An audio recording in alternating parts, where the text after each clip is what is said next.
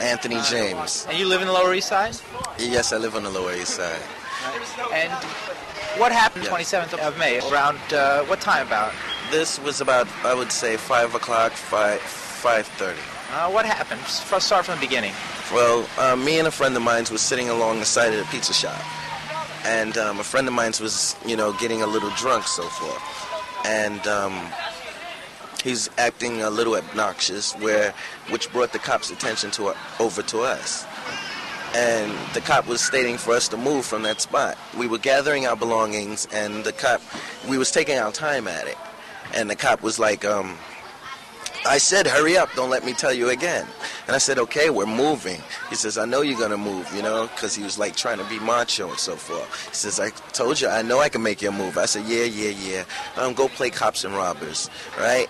Which brought him back towards me. He says, oh, really? You want to be a smart ass? He says, okay, show me some identification. I said, I don't got to show you no identification because I ain't do anything wrong. And as I walked away, and then he walked back towards the park.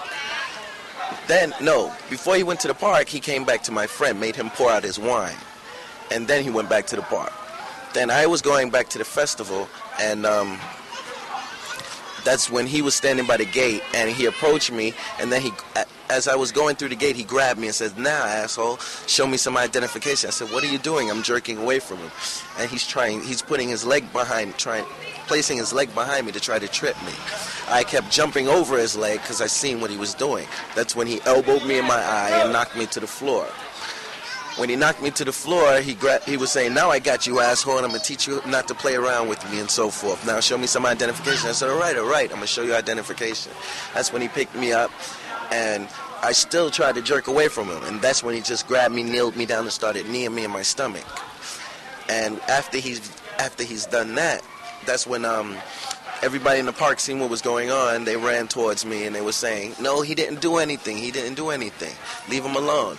And they were coming to my aid, but yet another police car came and stopped them from...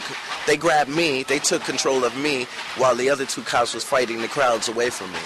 And that's when they just hit me in the back of my head, knocked me to the floor, and handcuffed me, and then throw me in a car.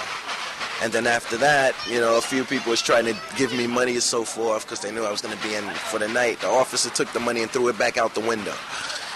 And then they took me to the 9th precinct.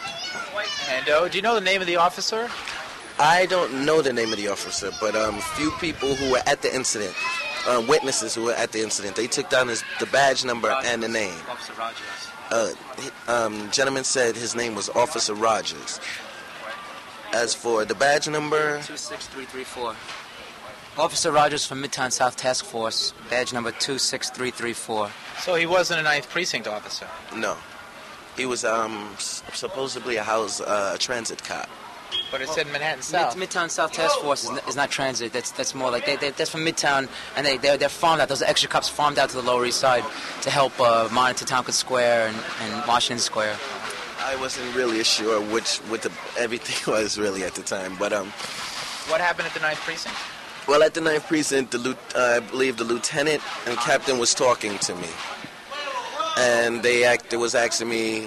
They said, "Yes, we heard the story. We know it wasn't you." They was trying to get the identification of the other guy who was with me. They was trying to figure out who he was, which that information I wouldn't give to them. And they said, okay, so I just told them, yeah, he's from around the way. I gave him, his name is Kareem or whatever, and he's from around the park. But they said, okay, we're going to go out and look for this guy. And they was like more or less believing my story and on my side, but yet, and they told everybody that they were going to release me, which they didn't. I went in Monday about 5:30, and I was released today about 10 o'clock. And today's Wednesday. And today's Wednesday. And what were you charged with? I was charged with second-degree assault. Against who? Against the officer. That's all? That's the only charge? That's the only charge. And they stated, that I broken his arm, and as the other cops were stating, I messed up his trigger finger, and so forth. What were some of the things the officers were saying to you when you were down at the 9th? Oh, they were saying they stated, they said, well, we need to thank this guy Anthony James for all this overtime he's giving us.